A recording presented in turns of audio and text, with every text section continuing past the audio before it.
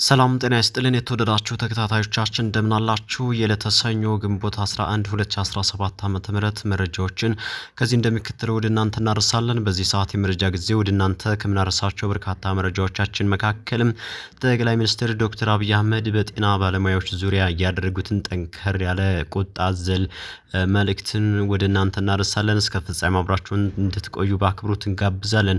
ቪዲዮውን ላይክ እያደረጋችሁ እንድትከታተሉ በአክብሮት እየጋበዝን እንዲሁም ለቻናሉ አዲስ ከሆናችሁ ደግሞ ሰብስክራይብ እያደረጋችሁ ቤተሰብ ሁኑ። ወደ መረጃው አለፈን። ሲኒየር ሐኪሞች ስራ አይሰሩም።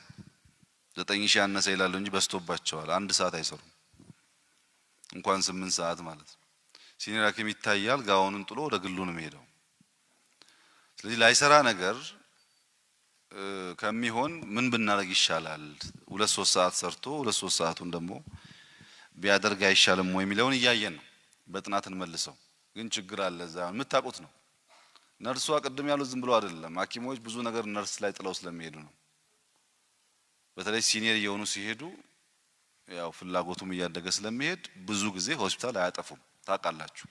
አንድ አይነት ማሽን ጥቁር አንበሳ ገዝቶ አንድ የግል ሆስፒታል ገዝቶ አዲስ አበባ ውስጥ የግሉ 2 3 4 5 ዓመት ሲሰራ የጥቁር አንበሳ በ2 3 ወር 4 ወር ይሰበራል።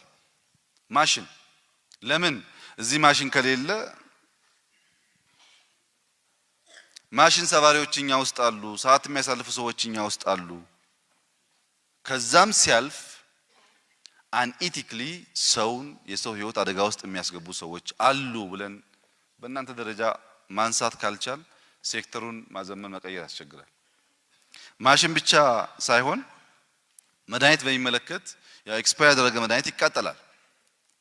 የመንግስት ኤክስፓየር ያደረገ መድኃኒት ተቃጥሏል ተብሎ ሪፖርት ይደረግና ወደ ግል ይዘዋወራል። ከተዘዋወረ በኋላ የግሎች አቆይተውት አዲስ መድኃኒት መንግስት ሲገዛ ያ የተቃጠለ የተባለው ይቀየርና አዲሱ ይወጣል። ይሄ የለም ሕክምና ውስጥ አታቁም። ሁሌ መድኃኒት የለም። የመድኃኒት አቅርቦት ኤጀንሲ መድኃኒት የለውም። ከሕክምና ሙያተኞችና በኢንዱስትሪ ውስጥ አክተር ከሆኑ ግለሰቦች ውጪ ይሄ ሊታይ አይችልም። የሕክምና ስህተት ኢትዮጵያ ላይ ፐርሰንቴጁን አላውቅም፣ ግን ሁሉም ዓለም አለ። በአሜሪካ 3ኛው ገዳይ እሱ ነው። እኛ ጋር በሚቀጥሉት 10-15 ዓመታት ይቀጥላል። ሕክምና ላይ ስህተቶች ይፈጠማሉ በብዙ ምክንያት። አንዱ ቅድም እንደተባለው ብዙ ሰዓት የሚሰሩ ሰዎች በድካም በስንፍና ሊሆን ይችላል። ሌላው አንኢቲክሊ ለራስ ምታት ለትናንሽ በሽታ ፕሪስክሪፕሽን ማብዛት የለም። ሲቲ ስካን ምናምን እያሉ ማዘዝ የለም። ሕክምና ውስጥ አታቁም። ይሄን ሰው እንዴት እንደሚማራ አታቁም። ቢቀርብኝስ እንደው እንደ ፓራስታሞል ብሎ ይሄን ሁሉ ይባላል። እሱን ማየት ጥሩ ነው። እናንተ ጋር የውሸት ሪፖርት ብላችኋል። ማን ነው ሶርስ ኦፍ የውሸት ሪፖርት? ማን ነው? አልቲሜትሊ እኮ የሚጀምረው ከሙያተኛው ነው። እሱ እያደገ ባለስልጣኑ እንዳላችሁት ይጠቀምበታል ለብዙ ነገር። ግን የእናንተንም ችግር የእናንተንም አካባቢ ያለውን ስህተት በደንብ ነቅሶ ማውጣትና ማስተካከል ያስፈልጋል። ያን ካደረጋችሁ እንዳላችሁት ፈጠን ያለ ጊዜ ሴክተሩን መቀየር ይቻላል ብዬ አስባለሁ። እኛ ጋር ምንም ነገር የለም ብላችሁ ካሰባችሁ ግን በጀቱን ቢጨመር ደሞዙን ቢጨመር ቅድም ያልኳችሁ ችግሮች ካልተፈቱ ሴክተሩ አይቀየርም። የህዝቦች ትረስት እና እምነት ሚዲያ የሚያበላሸው አለ፣ ባለስልጣን የሚያበላሸው አለ። አልቲሜትሊ ግን ሰው እናንተ ጋር መጥቶ ያየውን ነው የሚሆነው። ሊደርሺፕ በሚመለከት ኒፖቲዝም አለ፣ በዘመድ በምናምን ነው ቁጥሩ። ምን ጥያቄ ያለው ኢትዮጵያ ውስጥ? ይሄ ባህላችን አይደል? ሕክምና ጋር ደርሶ እንዴት ይቀራል? በቃ ሰው ማለት እኮ ለኛ የኛ ሰፈር ሰው ብቻ ነው፣ ሌላ ሰው አይደለም። ይሄን ከጭንቅላታችን አጥበን ካላጠፋን በስተቀር ሙያ ማመን ካልጀመርን በስተቀር ሕክምና የለም ብዬ ለማሰብ ይቸገራል። በብዙ መንገድ ይታያል፣ በተራ ሙያም ሳይቀር የሚታይ ችግር ስለሆነ የሲኦሲን በሚመለከት ባለመፈተናችን ደሞዛችን አነሰ ያላችሁት ስፔሲፊክሊ ሲኦሲን ብቻ ሳይሆን አጠቃላይ ሕክምና በሆነ ታይም ኢንተርቫል ማትፈተኑ ከሆነ በጣም ሟች ሙያ ነው ማለት። የባህል ሕክምና ሳይሆን ሕክምና ሟች ሙያ ነው። ሳይንሱ ቴክኖሎጂው ኮንቨርጀንስ እያመጣ ነው ያለው። አንድ ፒሲ ላይ በጣም ብዙ አይነት በሽታዎች መለየት የሚያስችል ቴክኖሎጂ እየተፈጠረ ባለበት ጊዜ የሆነ ዘመን ተመርቄያለሁና ከእንግዲህ በኋላ ትምህርትና ፈተና ይቅርብኝ የሚለው ኢን ዘ ሎንግ ረን አያዋጣንም። ኳሊቲ ያላችሁትም አያመጣም። በየጊዜው ማንበብ አለባችሁ፣ በየጊዜው መማር አለባችሁ። ነገርየው እያደገ ስለሆነ ሬዲዮሎጂ ቅድም ያነሳው ወንድሜ ሬዲዮሎጂ ቴክኖሎጂ ስንት ያደገው በየጊዜው ዩሮፕ በተለይ ደግሞ ጀርመን በከፍተኛ ፍጥነት ነው ያሳደጉት የመጡት። በስንት ደቂቃ ውስጥ ነው ከላይ እስከታች ሰውን ስካን አድርጎ በጣም አኩሬት የሆነ መረጃ የሚሰጡ ማሽኖች አሉ ዛሬ። ትናንት አልነበሩም። ትናንት ተመርቀሃል፣ ያሁኑን ካላወቅከው ልክ እንደ ኮምፒውተር ነው። አዳዲስ አፕሊኬሽን አዳዲስ ቋንቋ ስላለው ሁሌ መማርና መፈተን ባህል በተለይ በሕክምና ባህል መሆን አለበት። የትም ዓለምም ይደረጋል። የትም ዓለም አለ፣ እዚህ ብቻ አይደለም። አንዴ ተመርቄያለሁ ተጨማሪ አያስፈልገኝ የሚባለው የሆነ ስፔሲፊክ ሰብጀክት የማያድጉ ነው። ለምሳሌ ቋንቋ መምህር ከሆነ ሰውየው ቋንቋ ተምሬያለሁ ሊል ይችላል። እናንተ እንደዛ አይደለም። ሙያችሁ በየቀኑ አዳዲስ ነገር እየፈጠረ ነው። ብቻ አይደለም፣ በሽታውም ተቀይሯል ባህሉ። ማይክሮ ሌቭል ነው ሕክምና፣ እንደ ድሮ አይደለም። ቲሹ ሌቭል ማየት የሚገባችሁን ነገር ለማየት ቴክኖሎጂ ያስፈልጋል። ያን ማንበብና መገንዘብ ያስፈልጋል። ለዛ ደግሞ አዳዲስ መጽሐፎች፣ አዳዲስ ዕውቀቶች ማገላበጥ ያስፈልጋል። የትም ዓለም ሐኪም እያገላበጠ ነው ሰው የሚያክመው። ታውቃላችሁ፣ ወረቀት መጽሐፍ ይዞ ነው የሚያክመው። ለፈተና ብቻ ሳይሆን የሙያው ባህሪ እንደዛ ስለሆነ ማሽን ሪፕሌስ አድርጓል። እሱ ነው ኮምፒውተሮች ብዙ መረጃ ወስደው 2-3 ሐኪሞች ቁጭ ብለው አናላይዝ አድርገው አንብበው ሪፈር አድርገው የሚናገሩትን ራሱ ባከማቻቸው ዕውቀቶች በጥቂት ደቂቃ ውስጥ ውጤት ይናገራል ማሽን። ማሽኑም በራሱ ግን አዳጊ ነው ከጊዜ ጋር እና መፈተንን እንዳልተገባ ነገር ባትወስዱት መፈተን አስፈላጊ ስለሆነ ዩኒቨርሲቲ ሆስፒታል በሚመለከት በትንሽ ተነስቷል ጉዳዩ ከዚህ ቀደም ግን አልፈታነውም። አሁን ጤና ጥበቃ፣ ትምህርት ሚኒስቴርና ገንዘብ ሚኒስቴር በደንብ በዝርዝር መክረው የውሳኔ ሐሳብ ቢያመጡ ጥሩ ነው። ችግሩ ምንድነው? ትምህርት ሚኒስቴር የዩኒቨርሲቲ ሆስፒታሎች እኔ ጋር መሆን አለባቸው ብሎ በጣም በብዙ ማስረጃ ይከራከራል። ጤና ጥበቃ ደግሞ በብዙ ማስረጃ እኔ ጋር መሆን አለባቸው ይላል። እንደኔ አይነት አስተማሪም ያልሆነ ሐኪምም ያልሆነ ሰው ለመወሰን ይቸገራል። ቅርብ ያሉ ሰዎች ስለሚጓተቱ እንጂ ባለፈው እንዲያውም ወደ ሕክምና ለመለሳቸው ማስበን ነበር። የሆነ ሆኖ ኮሚቴው ያጥናውና ከታየ በኋላ ትክክለኛው የሚያዋጣው መንገድ እንከተላለን። ችግሩ ግን አለ። የዳይሬክተሮች መኪና በጣም ምርር ብሎ ተዛጋው እንደሚያነሳው ያው በቅርቡ ዳይሬክተር ስለምትሆን ዳይሬክተሮች ካላችሁ መጀመሪያ መኪና ለአንድ ጤና ጥበቃ ጤና ሴንተር የሚመደበው ለሴንተሩ ነው፣ ለግለሰቡ አይደለም። ለዚህ ዳይሬክተር መኪና ካለው ሜክ ሹር ሰርቪስ እየሰጠ መሆኑን ማረጋገጥ አለበት። ዳይሬክተር መሆን መኪና ኦን ማድረግ፣ ሐኪም መሆን ደግሞ መቸገር አድርጎ የሚያስብ ዳይሬክተር መጀመሪያውን ዳይሬክተር አልነበረም ማለት ነው። እሱም በደንብ መፈተሽ ያለባችሁ ሙያተኞች። ሌላ ሞተር ሳይክል ምናምን እንደዛ በነፃ ምናምን እንኳን ባንችልም በግዢም ቢሆን በእዳም ቢሆን መነጋገር ያስፈልጋል። ቢያንስ አንዳንድ ሲጠሩ ሞተር ሳይክል ልኮ መጥራት ወይም መኪና ልኮ መጥራት የሚቻልባቸው መንገዶች ማየት ጥሩ ነው።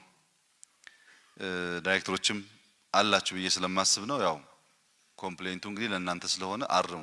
ሐኪም ሰርቪስ ስጡ፣ ይዛችሁ ግቡ፣ ይዛችሁ ውጡ፣ ሲጠራ መኪና ላኩ። ወይ ደግሞ ሐኪሞች መኪና መንዳት ተራ ነገር ነው፣ 2-3 ሰው መንዳት እንዲችል አድርጉና በጋራ ተጠቀሙበት። አንድ ቀን አንደኛው ጋር አንድ ቀን አንደኛው ጋር ካደረኮ ችግሩ ይፈታል። ዋናው ግቢ በር ላይ ማቆም አይደለም መኪናው።